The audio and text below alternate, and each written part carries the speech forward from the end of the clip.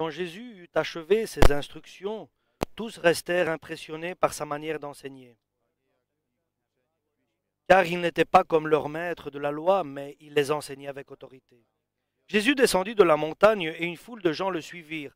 Alors un lépreux s'approcha, se mit à genoux devant lui et lui dit, Maître, si tu le veux, tu peux me rendre pur. Jésus étendit la main, le toucha et déclara, Je le veux, sois pur. Aussitôt l'homme fut purifié de sa lèpre. Puis Jésus lui dit, Écoute bien, ne parle de cela à personne, mais va te faire examiner par le prêtre, puis offre le sacrifice que Moïse a ordonné pour prouver à tous que tu es guéri.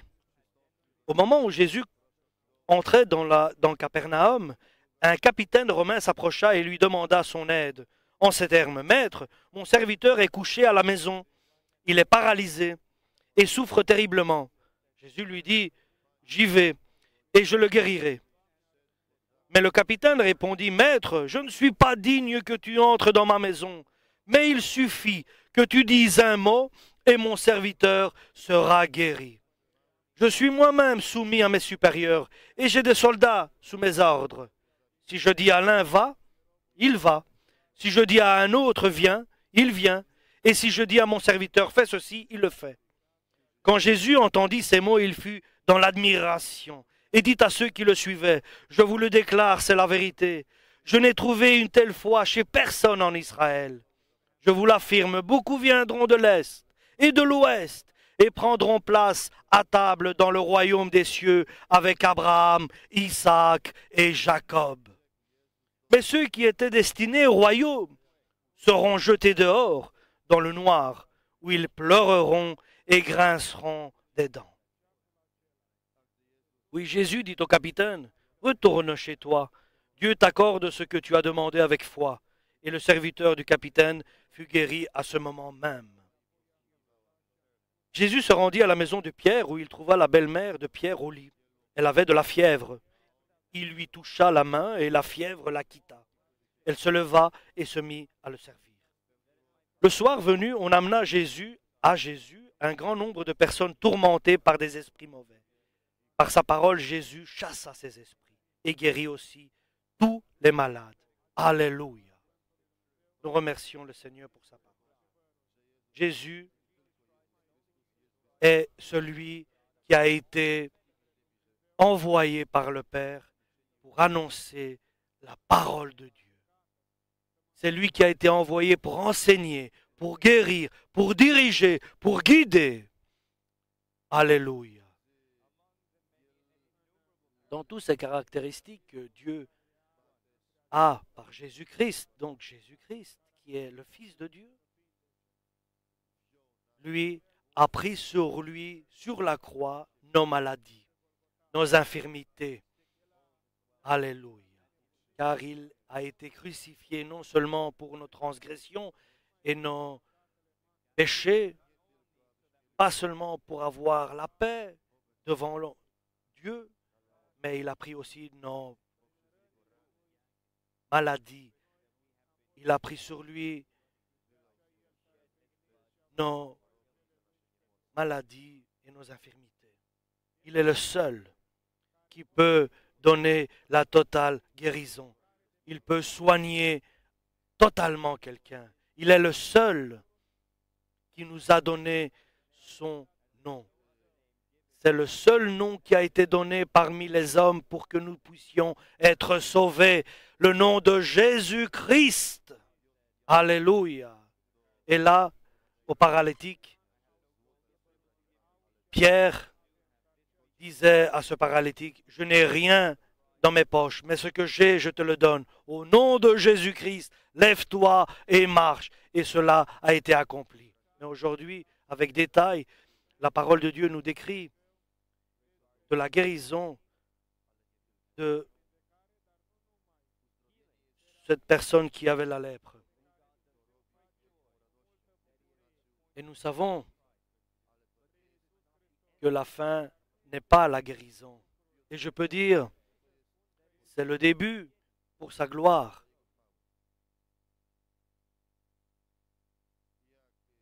Et beaucoup ont suivi Jésus sur le mont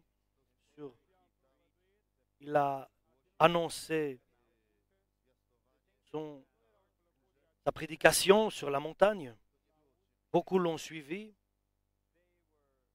et beaucoup ont entendu ses paroles et dans son enseignement, il changeait beaucoup de choses et sa parole était sévère. Et même certains se sont approchés de lui. Ils lui ont dit que certains pharisiens ont entendu ta parole et sont partis. Et Jésus n'a pas dit, courez vite les rattraper, non. Mais Jésus a dit, voulez-vous vous aussi partir à cause de ma parole? Et Pierre a dit, non, loin de nous cela, car toi tu es le seul à avoir des paroles de vie éternelle. Ceux qui vont vers Jésus parce qu'il a des paroles éternelles, pas parce qu'il est bon avec nous, mais il a des paroles de vie éternelle. Alléluia. Puisqu'ils sont descendus de la montagne et une foule de gens le suivirent parce que Jésus attirait, sa parole attirait vers lui ceux qui étaient pour l'éternité avec lui. Et c'est l'amour du Père qui attirait tous vers Jésus-Christ. C'est l'amour du Père qui attire vers Jésus. Et l'amour du Père qui prépare le cœur, qui ouvre le cœur et qui fasse que nous puissions être attentifs aux paroles de Jésus-Christ. Et c'est cet amour qui ouvre notre esprit pour comprendre les Écritures. Donc tout le monde, ceux qui étaient là et qui ont écouté, ont compris qu'il annonçait, qu'il parlait, qu'il enseignait avec autorité. Jean a dit, l'apôtre dit, personne n'a quelque chose si Dieu ne lui donne pas. Et lorsqu'il est descendu de la montagne, beaucoup de gens, une foule le suivit. Et il y avait un lépreux qui s'approcha de lui. Et bien sûr, la lèpre est quelque chose de terrible.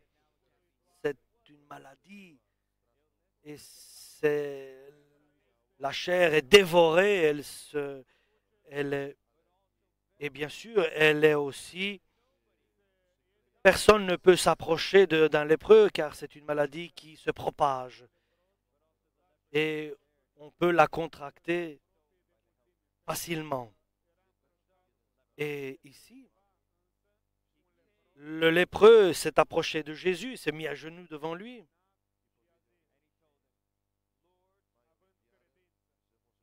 Et je sais que tu peux me purifier, dit-il à Jésus. Si tu veux, purifie-moi. C'est la manière de la guérison personnelle. Je sais qu'il peut le faire, qu'il peut me guérir. Je crois qu'il veut me guérir aussi et je vais vers Jésus-Christ. Je peux dire, c'est une manière facile, mais qui est impossible si l'homme réfléchit matériellement. Et nous savons ce qui est impossible à l'homme est facile pour Dieu. Parce que nous savons que Dieu peut tout accomplir. Il est le Tout-Puissant. Et Jésus lui a dit,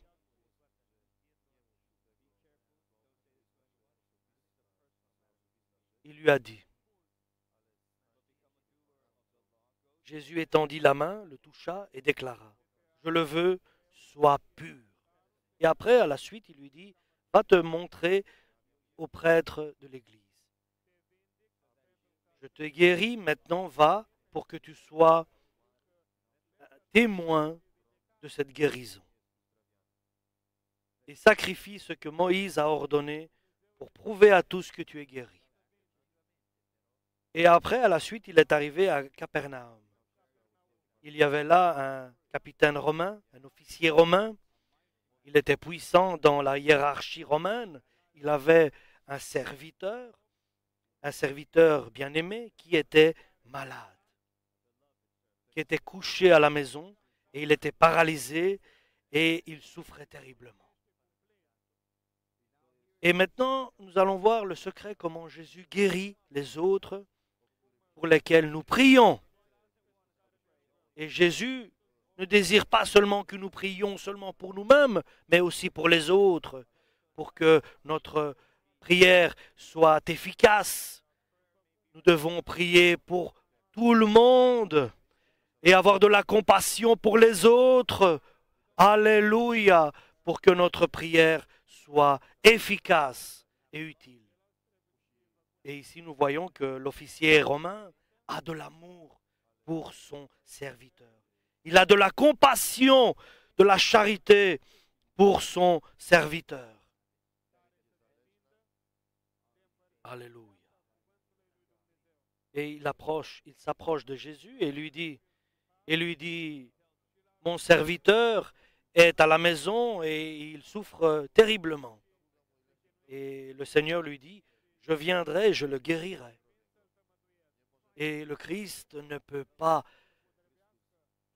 aller contre quelqu'un qui aime dans sa prière et dans sa requête et dans sa supplication. Et bien sûr, nous savons que le Romain, il aurait pu changer de serviteur et ne pas s'occuper de lui. Mais pourtant, il a de la compassion pour un être qui est un serviteur. Certainement, nous acceptons la parole comme elle est, claire et nette. Et cette parole agit à ceux qui la croient, à ceux qui l'acceptent. Et la parole a des résultats là où il y a la foi, où la foi est agie par l'amour. Et pas par consolation, par tristesse, non, pas par un amour pareil. Un amour pareil ne plaît pas à Dieu. Un amour, c'est un amour de compassion, comme le bon Samaritain, qui a eu de la compassion pour celui qui était par terre, qui était blessé. Et cet amour-là a de bonnes conséquences et une bonne fin. Jusqu'à la fin, Dieu nous a aimés. Et cet amour-là désire que Dieu nous ayons en nous. Et on voit quelqu'un, on a pitié de lui et on s'en va. Et on lui donne 5, 10 euros, 1 euro, 100 euros, et c'est fini. Ce n'est pas un amour divin, cela. Un amour divin, c'est un amour qui est versé dans notre cœur par le Saint-Esprit et qui existe toujours en nous. Et surtout, ceux qui sont dans la même foi que nous, à nos frères.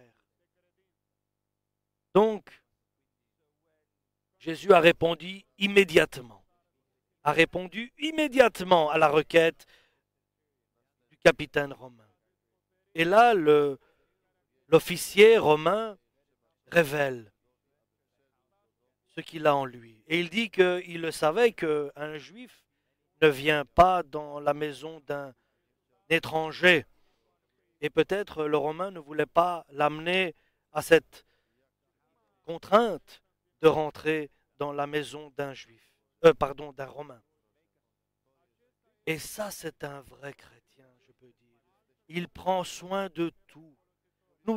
Parfois, nous disons beaucoup de paroles et Dieu n'agit pas. Et Dieu ne collabore pas. Nous ne voulons pas faire. Nous voulons que Jésus accomplisse. Comme ça, Dieu est glorifié. Nous voulons que le Père soit glorifié par Jésus-Christ, par la toute-puissance de Dieu. Et il dit, je ne suis pas digne. L'officier romain dit, je ne suis pas digne. Il aurait pu dire, non, ce n'est pas nécessaire que tu viennes. Il aurait pu dire simplement cela. Parce que nous savons que tu as une contrainte, car tu ne peux pas entrer dans la maison d'un Romain. Tu es juif. Oui, il aurait pu dire simplement cela. Mais il a dit la perfection. Il a dit, Maître, je ne suis pas digne que tu entres dans ma maison. Alléluia. Mais je sais très bien que tu as le pouvoir Je le sais, car j'ai des informations. Tu as guéri le lépreux, tu as fait autant de miracles. Toi, tu as le pouvoir. Tu n'as pas le besoin d'être là, mais il suffit que tu dises une parole. C'est de la sagesse et de l'humilité.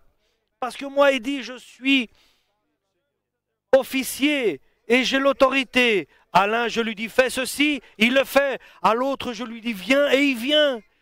Toi, tu es un Seigneur. Dis une parole et elle va s'accomplir, lui dit-il, l'officier romain, à Jésus. Et Jésus a été étonné. Il a été étonné de la réponse de l'officier romain. Il a été étonné car la déclaration de l'officier romain était merveilleuse. Il a révélé qu'il avait de la foi en Jésus.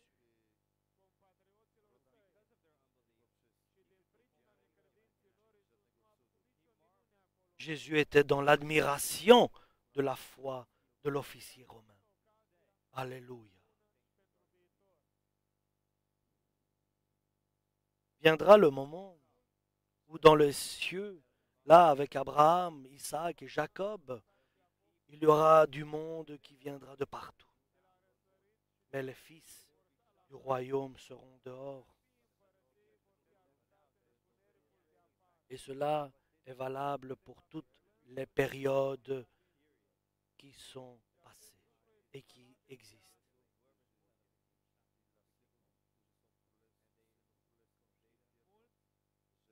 Et certains considèrent des enfants de Dieu parce que Dieu a eu pitié de nous. Ne nous considérons pas du tout en rien. Parce que Dieu a été bon avec nous. Parce que Dieu nous a aidés. Maintenant, cela c'est fini. Ça, c'est la grâce de Dieu. C'est la grâce de Dieu. Et la grâce n'est pas le résultat d'une œuvre, c'est le résultat de l'amour de Dieu envers quelqu'un. Nous sommes sans valeur. Nous ne valons rien.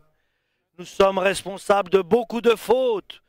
Et sans Dieu, Jésus-Christ et l'Esprit Saint, nous ne pouvons rien accomplir. Nous remercions Dieu pour la confession qu'il permet que nous fassions et qu'il permet que nous puissions prier pour notre avenir et pour notre continuité. Alléluia. Et que nous ayons une bonne continuité. Et Jésus répond à l'officier romain. Comme tu crois, comme tu le crois, que cela se fasse ainsi. Et il n'a pas dit, comme moi, suivant ma parole, que cela se fasse, mais non. Mais selon que ta foi le croit, que cela se fasse ainsi. Maintenant, notre parole, là nous comprenons qu'elle a une puissance. Si nous croyons comme nous le disons, Dieu transfère la force à la parole de l'homme.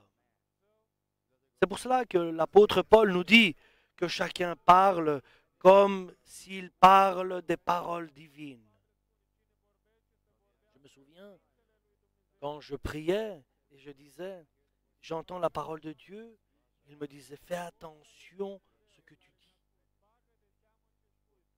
Faisons attention à ce que nous disions, car Dieu désire transférer sa force à notre parole. Alléluia. Comme ici, il dit à l'officier romain que cela se fasse comme tu le crois, comme tu l'as dit. Et fais attention à ce que tu gardes dans ton cœur.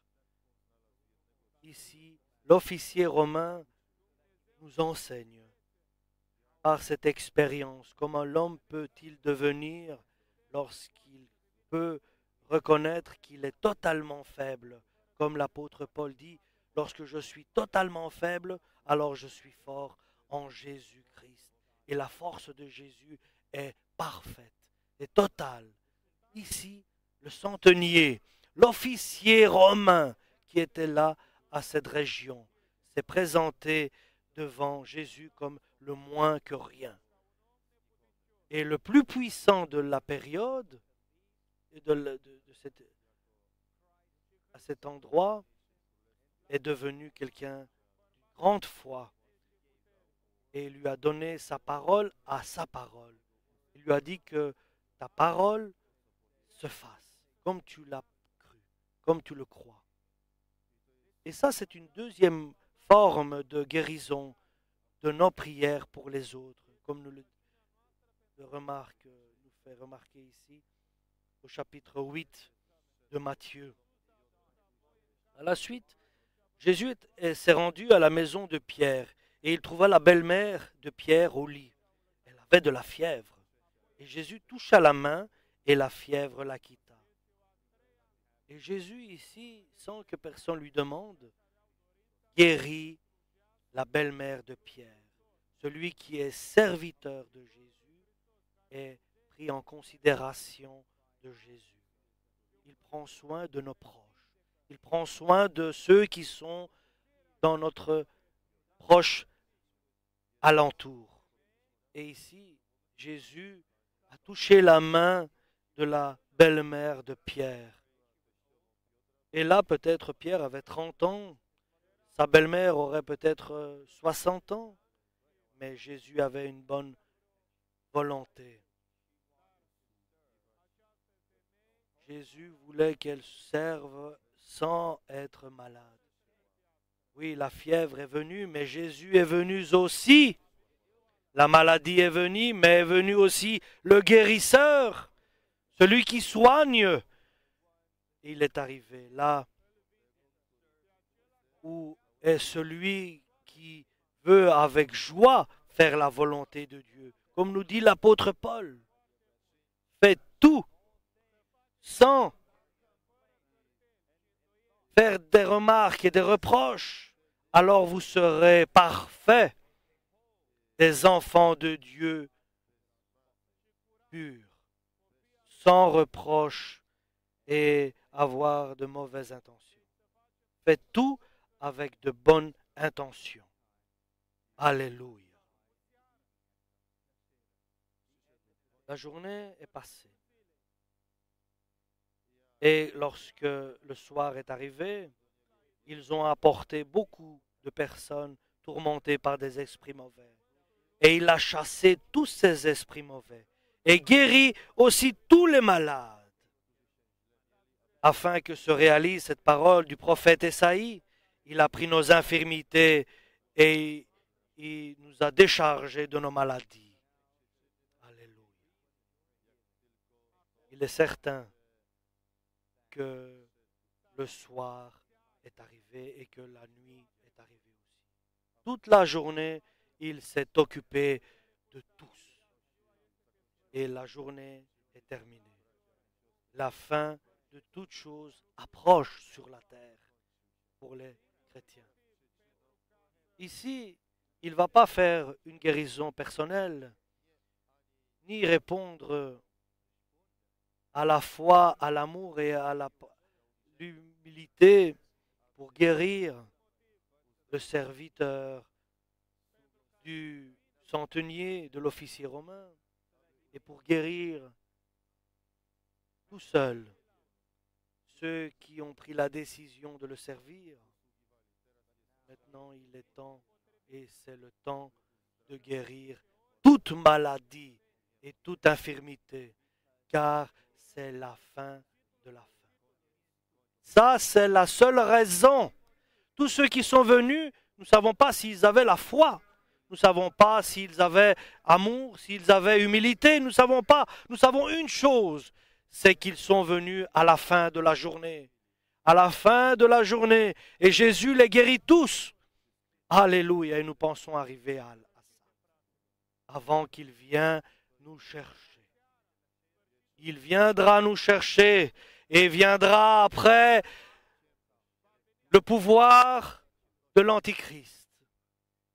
Pendant 7 ans où viendra l'épreuve sur toute la terre.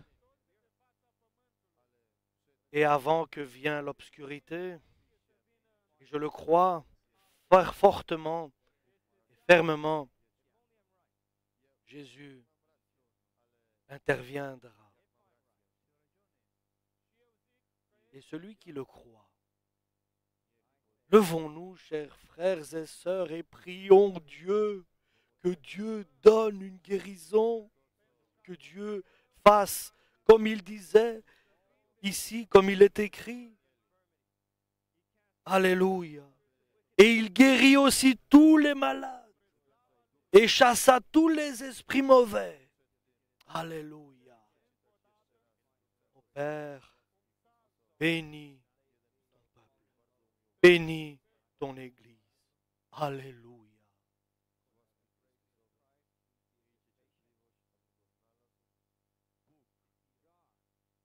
Que Dieu nous ait en pitié.